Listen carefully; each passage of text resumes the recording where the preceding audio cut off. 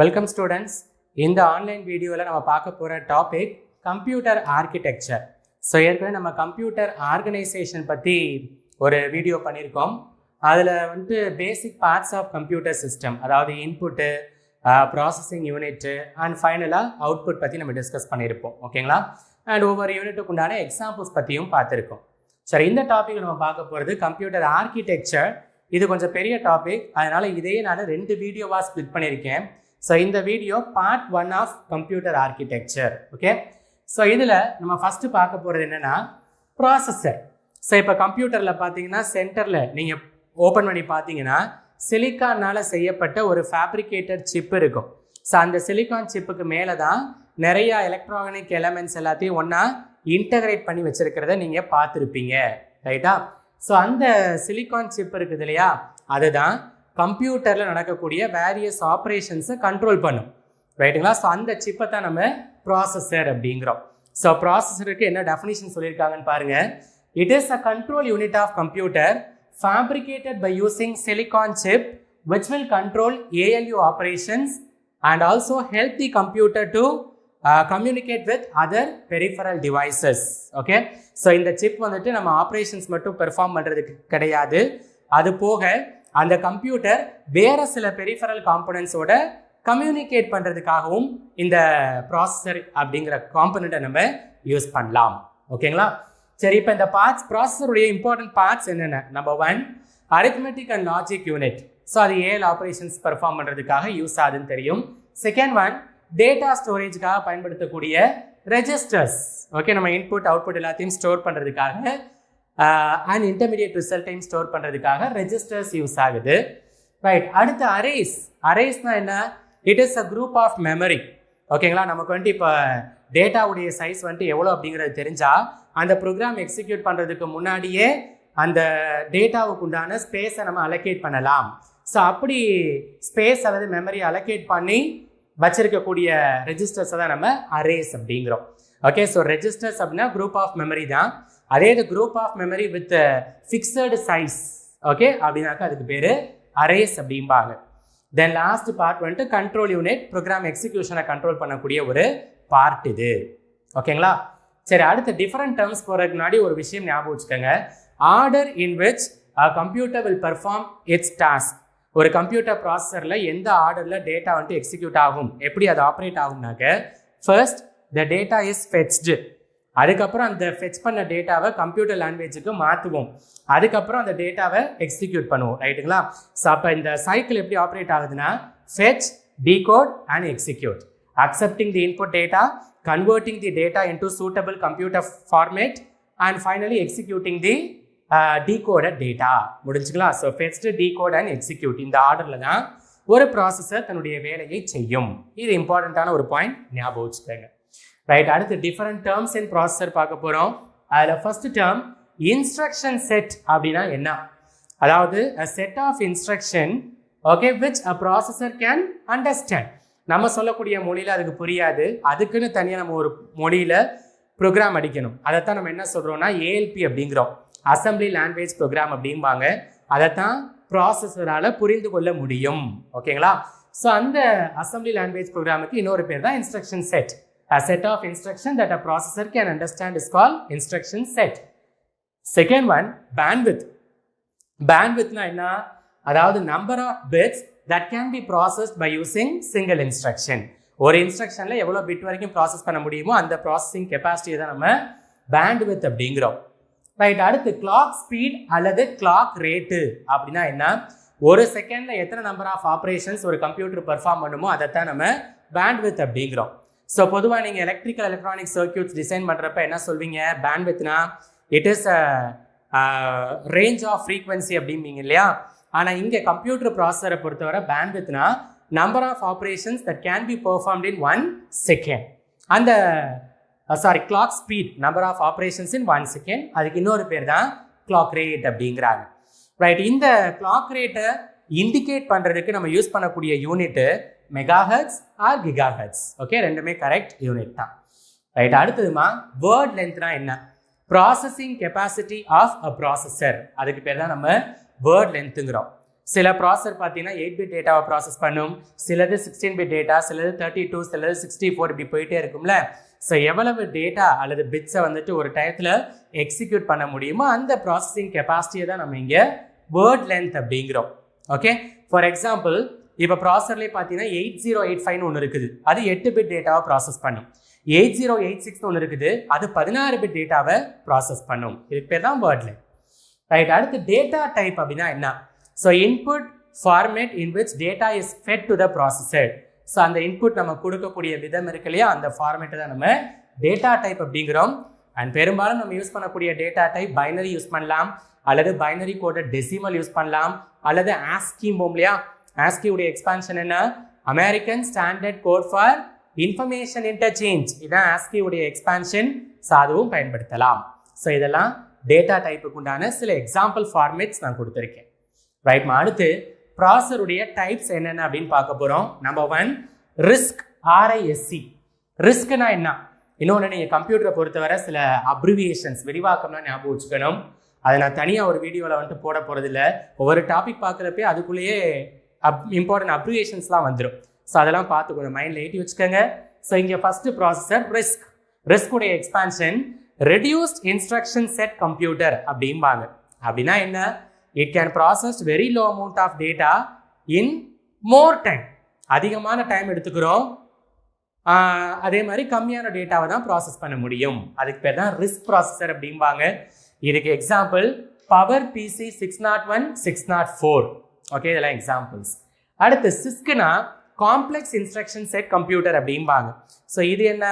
It is used for executing more amount of instructions in high amount of time. நல்ல அதிகமான instruction execute பண்ணும், அதே நேரத்தில் எடுத்துக்கிற டைமும் ரொம்ப ஜாஸ்தியாக இருக்கும். அதுக்கு பேர் தான் சிஸ்க் ப்ராசஸர் அப்படிம்பாங்க.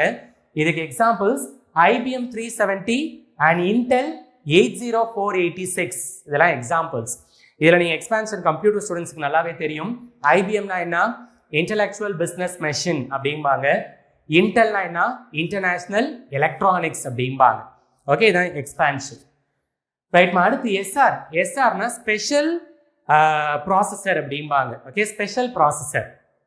இது என்னன்னா it can execute more amount of instruction but in less amount of time. கம்மியான டயத்தில் அதிகமான இன்ஸ்ட்ரக்ஷனை ப்ராசஸ் பண்ண முடிஞ்சா அதுக்கு பேர் ஸ்பெஷல் ப்ராசஸர். அண்ட் இதுக்கு எக்ஸாம்பிள் காம்பினேஷன் ஆஃப் 8087 வித் 8088. 8087 அப்படிங்கிற ப்ராசஸரையும் 88 ப்ராசஸரையும் மிக்ஸ் பண்ணால் அது ஒரு ஸ்பெஷல் ப்ராசஸராக மாறும். இதுதான் டிஃபரெண்ட் டைப்ஸ் ஆஃப் ப்ராசஸர். ரைட்மா, அடுத்து நம்ம பார்க்க போகிறது ஒன் எக்ஸாம்பிள் ப்ராசஸர் பார்க்க போகிறோம், 8085. ஸோ ஃபஸ்ட்டு கம்ப்யூட்டரில் யூஸ் பண்ணப்பட்ட ப்ராசஸர் தான் இந்த 8085 ப்ராசஸர் அப்படிம்பாங்க. ஸோ இதனுடைய ஸ்டாண்டர்ட் ஸ்பெசிஃபிகேஷன்ஸ் நான் ஃபஸ்ட்டு சொல்கிறேன். Number 1, it is a 8-bit type. So பெரும்பாலும் டேட்டா இன்புட் பார்த்தீங்கன்னா இங்கே 8-bit அளவுக்கு தான் இன்புட்டாக கொடுப்போம். So it is a 8-bit data type and it was designed by Intel, international electronics அப்படிங்கிற ஏஜென்சி தான் டிசைன் பண்ணாங்க இந்த இயர் 1977. Okay, right. இந்த 8085 ப்ராசஸரை ஃபேப்ரிகேட் பண்ணுறதுக்காக நம்ம யூஸ் பண்ண டெக்னாலஜி தான் NMOS. நிறைய டெக்னிக் இருக்குது, NMOS, PMOS, CMOS அப்படிம்பாங்க. அதில் NMOS அப்படிங்கிற டெக்னிக்கை வச்சு தான் இந்த 85 ப்ராசஸர் நம்ம உருவாக்கி இருக்கிறோம். NMOS உடைய விரிவாக்கம் என்ன? நெகட்டிவ் மெட்டல் ஆக்சைடு செமிகண்டக்டர் அப்படிம்பாங்க. இதான் NMOSக்கு உண்டான எக்ஸ்பான்ஷன். Okay, right. அடுத்து இந்த ப்ராசஸர் ஒர்க் பண்ணுறதுக்கு நம்ம கொடுக்கக்கூடிய சிக்னல் ஃப்ரீக்வன்சி எவ்வளோனா +5 வோல்டேஜ். பாசிட்டிவ் 5 வோல்டேஜ் சிக்னலில் தான் இந்த ப்ராசஸர் ஒர்க் ஆகும். அண்ட் ஃப்ரீக்வன்சி ரேஞ்ச் எவ்வளோனா 3.2. வோல்டேஜ் ரேஞ்ச் வந்துட்டு +5 அண்ட் ஃப்ரீக்வன்சி இன்புட் வந்துட்டு 3.2 மெகாஹெர்ட்ஸ் ஃப்ரீக்வன்சியில் ஒர்க் ஆகும். இதெல்லாம் ஸ்டாண்டர்ட் ஸ்பெசிஃபிகேஷன்ஸ். ரைட். இப்போ அடுத்து நம்ம பார்க்க போகிறது இந்த 85 ப்ராசஸரில் என்னெல்லாம் பார்ட்ஸ் இருக்குது, அதனுடைய யூசஸ் என்னென்ன அப்படின்னு பார்க்க போகிறோம். இது ஒரு இம்பார்ட்டன்ட் டாபிக், நல்லா கேட்டு மைண்டில் ஏற்றிக்கோங்க. First part accumulator. நான் சொன்னேன் நம்ம டேட்டா வந்துட்டு சேர்த்து வைக்கிறதுக்காக பயன்படுத்தக்கூடிய ரெஜிஸ்டர்ஸை தான் நம்ம அக்குமுலேட்டர்ஸ் அப்படிங்கிறோம். ரைட்டுங்களா? ஸோ இதில் 8-bit டேட்டாவை நம்ம சேவ் பண்ணலாம். And it is also used to store AL operation result, arithmetic and logical ஆப்ரேஷனுடைய இன்டர்மீடியட் ரிசல்ட்டாக இருக்கட்டும் அல்லது ஃபைனல் ரிசல்ட்டாக இருக்கட்டும், அதை சேவ் பண்ணுறதுக்காக இந்த அக்குமுலேட்டர்ஸ் அப்படிங்கிற பெரிய மெமரி யூஸ் ஆகுது. ரைட்மா, அரித்மெட்டிக் அண்ட் லாஜிக்கல் ஆப்ரேஷன்ஸை பெர்ஃபார்ம் பண்ணுறதுக்காக ஒரு யூனிட் யூஸ் ஆகும் இல்லையா, அதுதான் இங்கே ALU. ஸோ இந்த ALU அப்படிங்கிறது it is also 8-bit processor தான், 8-bit டைப் தான், arithmetic and logical operation perform பண்ண யூஸ் ஆகும். ரைட், தேர்ட் பார்ட்டுக்கு பேர் GPR அப்படிம்பாங்க. அது என்ன GPR? ஜென்ரல் பர்பஸ் ரெஜிஸ்டர் அப்படின்னு பேர். ஓகே, ஸோ இது என்னன்னா நம்மளுடைய டேட்டாவை மறுபடியும் சேர்த்து வைக்கிறதுக்காக பயன்படுத்தக்கூடிய ரெஜிஸ்டர் தான். மொத்தம் 6 விதமான ரெஜிஸ்டர்ஸ் இங்கே இருக்குது. B, C, D, E, H, L. Okay, 6 register.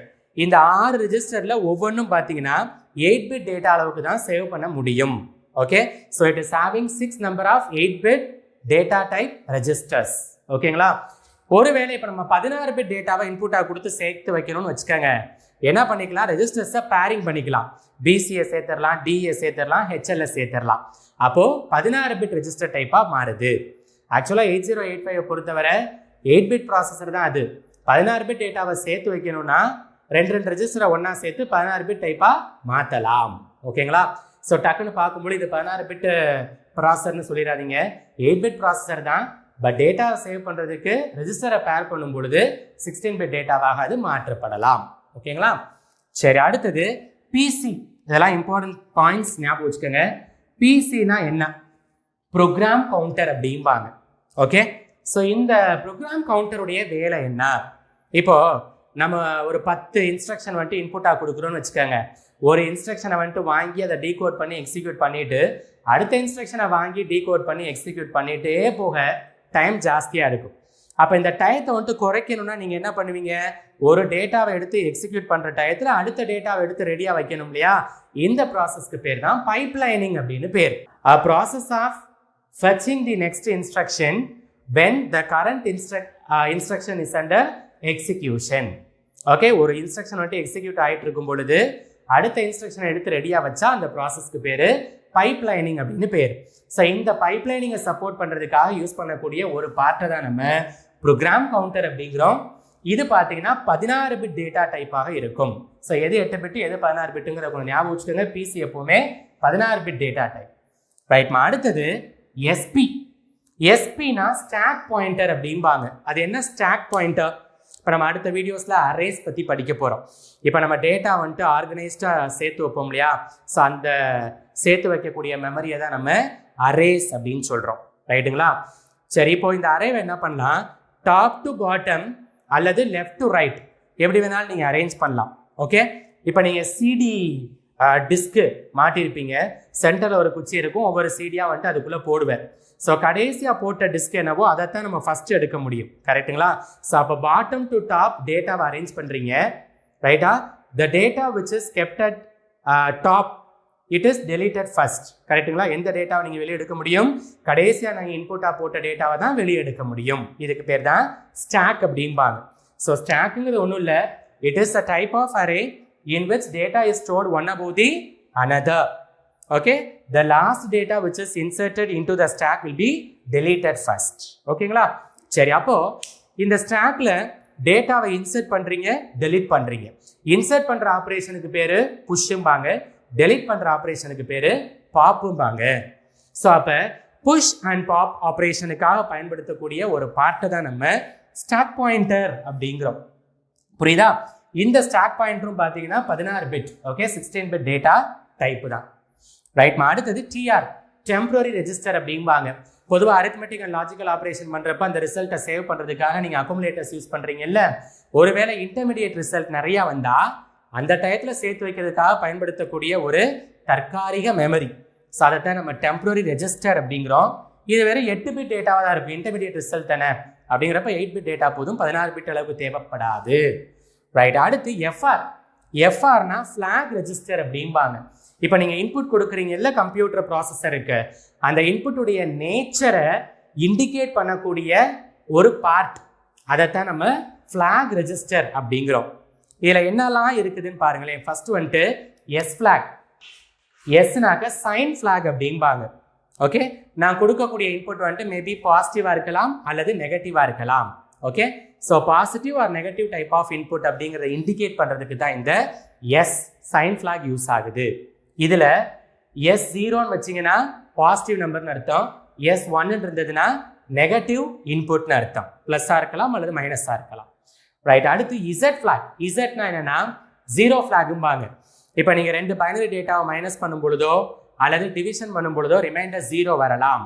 So அப்படி ஒரு அரித்மெட்டிக் லாஜிக்கல் ஆப்ரேஷன் பண்ணுறப்ப ரிமைண்டர் ஜீரோ வந்தால் அதை இண்டிகேட் பண்ணுறதுக்காக பயன்படுத்தக்கூடிய ஃபிளாக் தான் ஜீரோ ஃபிளாக் அப்படிம்பாங்க.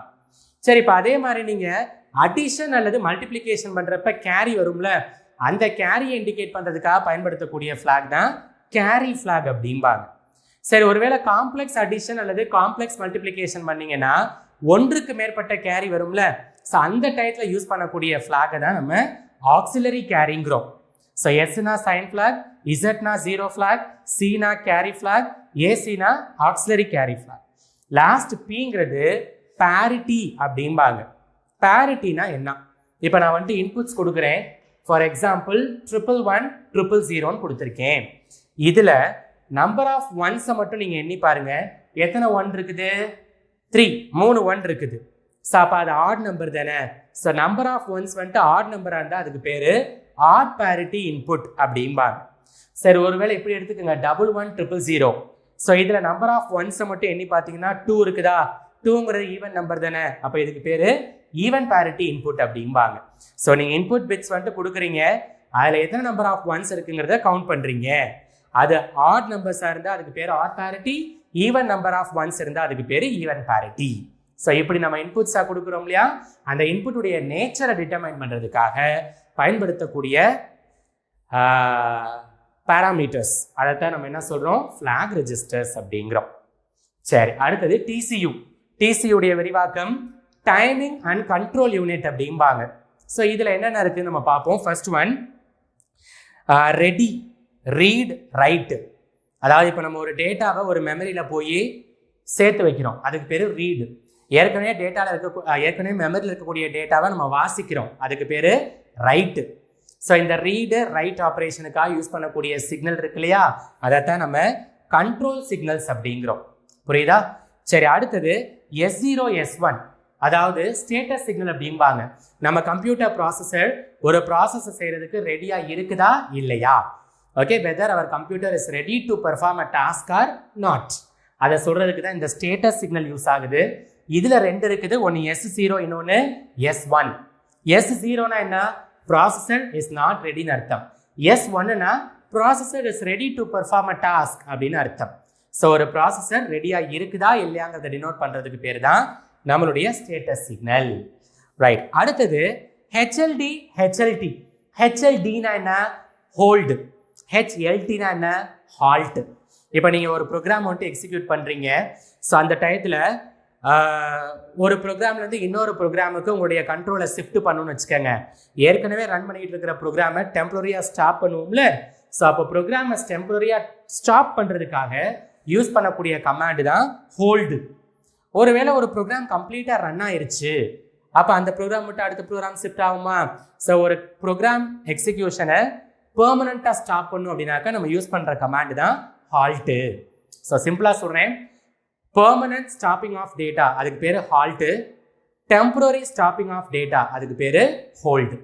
ஸோ இந்த ரெண்டு சிக்னலுக்கு தான் நம்ம டிஎம்ஏ சிக்னல் அப்படிம்போம். இங்கே அழிஞ்சிருக்கனால திரும்பி எழுதுறேன், டிஎம்ஏ சிக்னல் அப்படிம்பாங்க.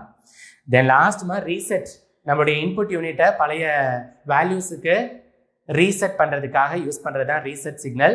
ஸோ இதில் இன்புட்டை ரீசெட் பண்ணால் அதுக்கு பேர் ரீசெட் இன் சிக்னல், அவுட்புட் டிவைஸை பழைய வேல்யூக்கு ரீசெட் பண்ணால் அதுக்கு பேர் reset out signal. Okay, so இதுதான் டைமிங் அண்ட் கண்ட்ரோல்ஸ் யூனிட் அப்படிம்பாங்க.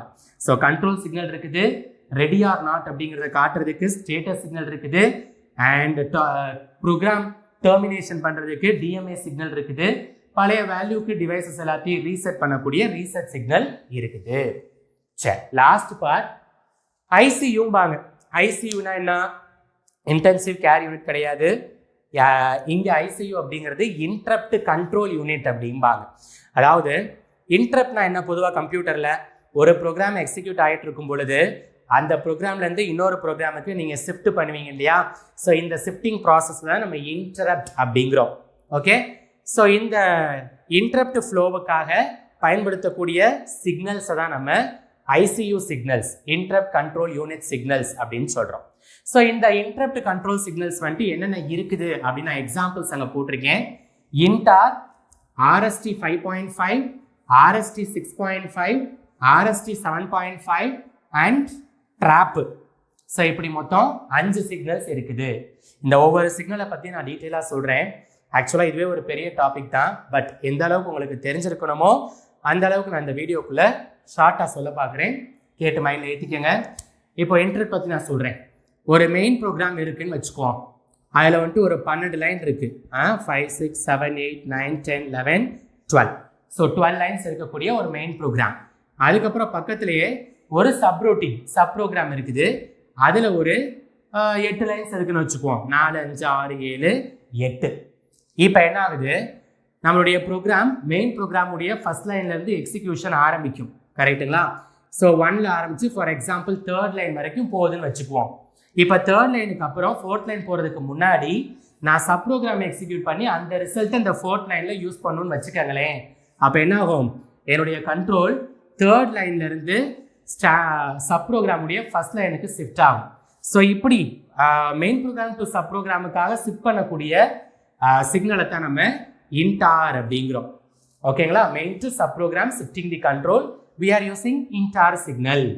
சரி, இப்போ சப் ப்ரோக்ராமில் 1, 2, 3, 4 4 லைன்ஸ் வரைக்கும் எக்ஸிக்யூட் ஆயிருக்குன்னு வச்சுக்கோங்க.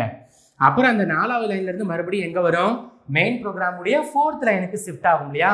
இதுக்கு யூஸ் பண்ணக்கூடிய சிக்னலுக்கு பேர் தான் RST 5.5 சிக்னல் அப்படிங்கிறாங்க. சரி, இப்போ அடுத்து என்ன ஆகும், இதோடைய 4th line, 5th line, 6th லைன்லாம் போகும். ஒருவேளை எனக்கு இந்த 5வது 6வது லைன் வந்துட்டு எக்ஸிக்யூட் ஆக வேண்டிய அவசியம் இல்லைன்னு வச்சுக்கோங்க. கம்ப்யூட்டர் ஸ்டூடெண்ட்ஸ் நல்லாவே தெரியும், ப்ரோக்ராம் அடிக்கிறப்ப ஏதாவது லைன் வந்துட்டு உங்களுக்கு தேவையில்லாத மாதிரி தெரிஞ்சால் என்ன பண்ணுவீங்க, அதை க்ரீன் கலரில் மாற்றி விட்டுருவீங்க, இல்லைனாக்கா % சிம்பிள் போட்டு பிளாக் பண்ணிடுவீங்கல்ல. ஸோ அப்போ 5ம் 6ம் தேவையில்லைன்னா நான் % சிம்பிள்ஸ் போட்டு பிளாக் பண்ணுறேன். அப்போ எனக்கு என்ன ஆகும், இந்த 4வது லைன்லேருந்து 7வது லைனுக்கு கண்ட்ரோல் ஷிஃப்ட் ஆயிரும். 5, 6ங்கிற லைன் வந்துட்டு எக்ஸிக்யூட் ஆகாது. ஸோ இதுக்காக யூஸ் பண்ணக்கூடிய சிக்னலை தான் நம்ம என்ன சொல்கிறோம், RST 6.5ங்கிறோம். புரியுதுங்களா? ஸோ ஒரே ப்ரோக்ராமுக்குள்ள ஒரு லைன்லேருந்து இன்னொரு லைன் ஜம்ப் ஆகிறதுக்காக யூஸ் பண்ணக்கூடிய இன்டரப்ட் கமாண்டுக்கு பேர் தான் RST 6.5. சரி, இப்போ மறுபடியும் பார்த்தீங்கன்னா 7க்கு அப்புறம் 8, 9 ஒரு 10th லைன் வரைக்கும் எக்ஸிக்யூட் ஆகுதுன்னு வச்சுக்குவோம். இப்போ 10th லைனுக்கு அப்புறம் மறுபடியும் எங்கே போகும், கண்ட்ரோலு சப் ப்ரோக்ராமுடைய 5th லைனுக்கு போகும். ஓகே, திடீர்னு 10th அப்புறம் எனக்கு இந்த சப் ப்ரோக்ராமுடைய உதவி தேவைப்பட்டா 4 வரைக்கும் ஏற்கனவே எக்ஸிக்யூட் ஆகிடுச்சு. அப்போ 5வது லைனுக்கு ஷிஃப்ட் ஆகுமா? இந்த ஷிஃப்டிங் ப்ராசஸ்க்காக யூஸ் பண்ணக்கூடிய சிக்னலை தான் நம்ம RST 7.5ங்கிறோம். ஸோ ஏற்கனவே ஃபர்ஸ்ட் டைம் ஷிஃப்டிங் யூஸ் ஆகுது INTR, second time main program to sub program ஷிஃப்டிங்காக யூஸ் ஆகுறது RST 7.5. ஓகே, இப்போ அதுக்கப்புறம் என்ன ஆகும், இந்த சப் ப்ரோக்ராமுடைய 5th லைனுக்கு அப்புறம் 6, 7, 8 எக்ஸிக்யூட் ஆகும். ஃபைனலாக இந்த 8 முடிஞ்சதுக்கப்புறம் மறுபடியும் மெயின் ப்ரோக்ராமுடைய 11th லைனுக்கு கண்ட்ரோல் ஷிஃப்ட் ஆகும். இதுக்காக யூஸ் பண்ணக்கூடிய சிக்னல் தான் நம்ம ட்ராப் சிக்னல் அப்படிங்கிறோம். புரியுதுங்களா? ஸோ இதான் இன்டரப்ட்ல இருக்கக்கூடிய 5 முக்கியமான சிக்னல். எல்லாமே நம்மளுடைய கண்ட்ரோலை ஒரு ப்ரோக்ராமுடைய லைன்லேருந்து இன்னொரு ப்ரோக்ராமுடைய லைனுக்கு ஜம்ப் பண்ணுறதுக்கு தான் யூஸ் ஆகுது. Main to sub program, again sub program to main program, main ப்ரோக்ராமுக்குள்ளேயே ஒரு லைன்லேருந்து இன்னொரு லைனுக்கு ஜம்பிங். ஸோ இது எல்லாமே இன்டரப்ட் சிக்னல்ஸ் அப்படிம்பாங்க. புரிஞ்சதா? தென் லாஸ்ட் ஒரு சின்ன பார்ட் இருக்குது இதில், என்னன்னா பஸ்ஸு. ஓகே, அந்த எலக்ட்ரானிக் பாத் வேயை தான் நம்ம பஸ் அப்படிங்கிறோம். ஸோ இதில் டேட்டாவை டிரான்ஸ்மிட் பண்ணுறதுக்காக யூஸ் பண்ணுறத டேட்டா பஸ் அப்படிங்கிறாங்க. எந்த மெமரியிலேருந்து டேட்டாவை நம்ம எடுத்திருக்கோம் அப்படிங்கிறத காட்டுறத அட்ரஸ் பஸ்ஸுங்கிறாங்க. புரியுதா? ஸோ லாஸ்ட் அந்த டிரான்ஸ்மிஷன் கம்யூனிகேஷன் பர்பஸ்க்காக யூஸ் பண்ணக்கூடிய bus. It is of 2 type, address and data bus. ஆக்சுவலாக அந்த பஸ்ஸுங்கிறதே பெரிய கான்செப்ட் தான். இதை பற்றி நான் உங்களுக்கு அடுத்த வீடியோவில் சொல்கிறேன். இப்போதைக்கு அந்த 8085ல் 2 buses, address and data bus இருக்குது அப்படிங்கிறத ஞாபகம் வச்சுக்கோங்க. ஓகே, சரி, இந்த வீடியோவில் லாஸ்ட்டாக இருக்கக்கூடிய பார்ட் என்ன அப்படின்னாக்க, அதாவது கம்ப்யூட்டர் ஆர்கிடெக்சர் பார்ட் 1ல லாஸ்ட் பார்ட் அட்ரஸிங் மோட்ஸ் அப்படின்னா என்ன. இதை நீங்கள் காலேஜில் பார்த்தீங்கன்னா 8 மார்க் 16 மார்க்குக்கு படித்து எழுதிருப்பீங்க. இதையும் நான் ஷார்ட்டாக சொல்கிறேன். இப்போ நம்மளுடைய டேட்டாவை ப்ராசருடைய ஒரு மெமரியிலேருந்து இன்னொரு மெமரிக்கு கொண்டு போகணும்னு வச்சுக்கோங்க. அதுக்காக நீங்கள் யூஸ் பண்ணக்கூடிய கமாண்ட்ஸ் இருக்கு இல்லையா, அதைத்தான் நம்ம அட்ரஸிங் மோட்ஸ் அப்படிம்போம். ஸோ டெஃபினிஷன் உங்கள் புக்கில் எப்படி இருக்கும்னா, the instruction set or commands used to transfer a data from one memory to another memory, அல்லது from one register to another register, அல்லது from one accumulator to another accumulator. So இப்படி கம்யூனிகேஷனுக்காக யூஸ் பண்ணக்கூடிய சிக்னல்ஸ், இன்ஸ்ட்ரக்ஷன் சிக்னல்ஸை தான் நம்ம addressing modes அப்படிங்கிறோம். இப்போ என்னென்ன டைப்ஸ் இருக்குன்னு நான் எக்ஸாம்பிளோட சொல்கிறேன். நம்பர் 1 ரெஜிஸ்டர் அட்ரஸிங் மோடுங்கிறாங்க. ஓகே, இதுக்கு எக்ஸாம்பிள் பார்த்தா உங்களுக்கு புரியும். மூவ் B, C நான் கொடுத்துருக்கேன். இப்போ இது என்ன பண்ணும்? சிங்கிற ரெஜிஸ்டர் இருக்கக்கூடிய டேட்டாவை பிங்கிற ரெஜிஸ்டருக்கு மூவ் பண்ணும். கரெக்டுங்களா? ஓகே, சரி. இப்போ இதுதான் இன்ஸ்ட்ரக்ஷன் செட். இந்த இன்ஸ்ட்ரக்ஷன் செட்டை நீங்கள் 2 பார்ட்டாக பிரிக்கலாம். ஃபர்ஸ்ட் பார்ட்டுக்கு பேர் ஆப்கோட் அப்படிம்பாங்க, 2வது பார்ட்டுக்கு பேர் ஆப்பரன்ஸ் அப்படிம்பாங்க. ஓகே, இந்த ஆப்கோட் வந்துட்டு எதை இண்டிகேட் பண்ணுது? Type of processing. ஓகே, நம்ம டேட்டாவை மூவ் பண்ணுமா, இல்லை 2 டேட்டாவை ஆட் பண்ணுமா, இல்லை 2 டேட்டாவை சப்ட்ராக்ட் பண்ணுமா? ஸோ இந்த ஆப்ரேஷன்ஸை இண்டிகேட் பண்ணுறதுக்காக யூஸ் பண்ணக்கூடிய செட், அதைத்தான் நம்ம ஆப்கோட் அப்படிங்கிறோம். அதே இது வேரியபிள்ஸ் அல்லது வேல்யூஸ், எந்த ரெஜிஸ்டரில் ஷிஃப்டிங் நடக்கணும், எந்த டேட்டா ஆட் ஆகணும் அப்படிங்கிற வேல்யூஸ் அல்லது ரெஜிஸ்டர் லொகேஷனை இண்டிகேட் பண்ணக்கூடிய செகண்ட் பார்ட் இருக்கு இல்லையா, அதுக்கு பேர் ஆப்பரன்ஸு. ஓகே, இந்த 2 சேர்த்தா நம்ம என்ன சொல்கிறோம்? இன்ஸ்ட்ரக்ஷன் செட் அப்படிங்கிறோம். ஓகேங்களா? சரி, அப்போ நீங்கள் ஃபர்ஸ்ட் இன்ஸ்ட்ரக்ஷனில் உங்களுக்கு என்ன ஆகுது? ஒரு ரெஜிஸ்டர் மெமரியிலேருந்து இன்னொரு ரெஜிஸ்டர் மெமரிக்கு டேட்டா ஷிஃப்ட் ஆகுது. இதை தான் நம்ம ரெஜிஸ்டர் அட்ரஸிங் மோட் அப்படிங்கிறோம். அடுத்த செகண்ட் டைப் இன்டைரக்ட் அட்ரஸிங் மோட்னா என்ன? இப்போ மூவ் B, C, Dன்னு ஒரு எக்ஸாம்பிள் கொடுத்துருக்கேன். இப்போ என்ன ஆகும்னா Dங்கிற ரெஜிஸ்டர்ல இருந்து டேட்டா Cக்கு மூவ் ஆகும், அப்புறம் Cலேருந்து Bக்கு மூவ் ஆகும். ஸோ அப்போ ஒரு மெமரி டு இன்னொரு மெமரி, அந்த memory to final memory. Okay, நீங்கள் டிரான்ஸ்மிட் பண்ணக்கூடிய ஸ்டார்டிங் மெமரிக்கு பேர் சோர்ஸுமீங்க, ஃபைனல் மெமரிக்கு பேர் டெஸ்டினேஷனுமீங்க இல்லையா? ஸோ சோர்ஸ் அண்ட் டெஸ்டினேஷன் மட்டும் கொடுத்துருந்தா அதுக்கு பேர் ரெஜிஸ்டர் அட்ரஸிங் மோட். இடையில நிறைய இன்டர்மீடியேட் ரெஜிஸ்டர்ஸ் இருக்குது, அது வழியாக தான் டேட்டா பாஸ் ஆகுது அப்படின்னு இருந்தால் அதுக்கு பேர் இன்டைரக்ட் அட்ரஸிங் மோட் அப்படிம்பாங்க. ஓகேங்களா? சரி, அடுத்து 3வது இமீடியட் அட்ரஸிங் மோட். இப்போ இந்த எக்ஸாம்பிள் பாருங்க, MVI C,20H. ஸோ இதில் 20Hங்கிறது டேட்டா. ஸோ இந்த டேட்டாவை நான் எங்கே கொண்டு போகிறேன்? சிங்கிற ரெஜிஸ்டரில் கொண்டு போய் சேவ் பண்ணுறேன். அப்போது நான் என்ன டேட்டாவை வந்துட்டு ட்ரான்ஸ்ஃபர் பண்ணுமோ அந்த டேட்டாவை டைரெக்டாகவே நான் கொடுத்துட்றேன். ஸோ அப்படி டேட்டா டைரக்ட்லி கிவன் அப்படி இருந்தால் அதுக்கு பேர் என்ன? இமீடியட் அட்ரஸிங் மோட் அப்படிம்பாங்க. ஓகே, ஸோ இந்த 3ஐயும் கம்பேர் பண்ணி பார்க்குறப்போ உங்களுக்கு இந்த இமீடியட் அட்ரஸிங் மோடில் டேட்டா எக்ஸிக்யூஷன் ஃபாஸ்டராக இருக்கும். ஏன்னா நம்ம ரெஜிஸ்டரில் போய் இருக்கக்கூடிய டேட்டாவை பார்க்க வேண்டிய அவசியம் கிடையாது, டைரெக்டாக டேட்டா கொடுக்கப்பட்டு உள்ளது. ரைட்மா. Last one implied addressing mode அப்படிம்பாங்க. நான் சொன்னேன் உங்கள் இன்ஸ்ட்ரக்ஷனில் 2 பார்ட் இருக்குது. ஃபர்ஸ்ட் பார்ட்டுக்கு பேர் ஆப்கோடு, 2வது பார்ட்டுக்கு பேர் ஆப்பரண்ட் அப்படின்னு சொன்னேன் இல்லையா? ஆப்கோடு மட்டும் இருக்கும், ஆப்பரண்ட் இருக்காது. ஸோ அந்த மாதிரியான இன்ஸ்ட்ரக்ஷன்ஸை தான் நம்ம இம்ப்ளைட் அட்ரஸிங் மோடுங்கிறோம். Example CMP. சிஎம்பினா என்ன? டக்குன்னு பார்க்கும்பொழுது காம்ப்ளிமெண்ட் நினைக்காதீங்க. காம்ப்ளிமெண்ட்னா என்ன? 1ஆக இருந்தால் 0ஆக மாற்றுறது, 0ஆக இருந்தால் 1ஆக மாற்றுறது, ப்ளஸ்ஸாக இருந்தால் மைனஸாக மாற்றுறது, மைனஸாக இருந்தால் ப்ளஸ்ஸாக மாற்றுறது, இதெல்லாம் காம்ப்ளிமெண்ட். பட் இங்கே சிஎம்பிங்கிறது கம்பேர். ஓகே, ஸோ இப்போ என்னெல்லாம் ரெஜிஸ்டர்ஸ் இருக்குதோ அந்த ரெஜிஸ்டர்ஸில் இருக்கக்கூடிய டேட்டா எல்லாத்தையும் ஃபெச் பண்ணி கம்பேர் பண்ணி பார்த்து எது பெருசு இல்லை எது சிறுசு அப்படிங்கிற ரிசல்ட்டை டிஸ்பிளே பண்ணும். ஓகே, ஸோ அப்போ ஆப்பரண்ட் இல்லாத ஆப்கோட்ஸ் மட்டும் இருக்கக்கூடிய இன்ஸ்ட்ரக்ஷன்ஸுக்கு பேர் தான் நம்ம இம்ப்ளைட் அட்ரஸிங் மோடுங்கிறோம். அதுக்கு ஒரு எக்ஸாம்பிள் தான் சிஎம்பி கம்பேரிங் அப்படின்னு பேர். ஓகே, ஸோ இதான் நம்ம ப்ராசஸரில் யூஸ் பண்ணக்கூடிய different addressing modes. Okay, and அதில் வந்துட்டு 8085 அப்படிங்கிற ப்ராசஸரை எக்ஸாம்பிளாக எடுத்து அதனுடைய ஸ்டாண்டர்ட் ஸ்பெசிஃபிகேஷன்ஸ் அண்ட் இருக்கக்கூடிய பார்ட்ஸ் என்னென்ன, அதனுடைய யூசஸ் என்னென்ன அப்படிங்கிறதெல்லாம் பார்த்தோம். தென் ஜென்ரல் இன்ட்ரடக்ஷன் டு ப்ராசஸர்னா என்ன, அதனுடைய டிஃப்ரெண்ட் டெர்மினாலஜிஸ் என்ன அப்படிங்கிறது எல்லாத்தையும் இந்த வீடியோஸில் கிளியராக சொல்லியிருக்கிறேன். 1க்கு 2 தடவை இந்த வீடியோவை நல்லா பார்த்து மைண்டில் கான்செப்டை ஏற்றிக்கங்க. வேறு ஏதாவது டவுட்ஸ் இருந்தால் கமெண்ட் செக்ஷனில் கேளுங்க. இப்போ இந்த கம்ப்யூட்டர் ஆர்கிடெக்சருடைய செகண்ட் பார்ட் அடுத்த வீடியோவில் வரும், அதையும் பாருங்கள். Thank you students. See you in the next video. Bye.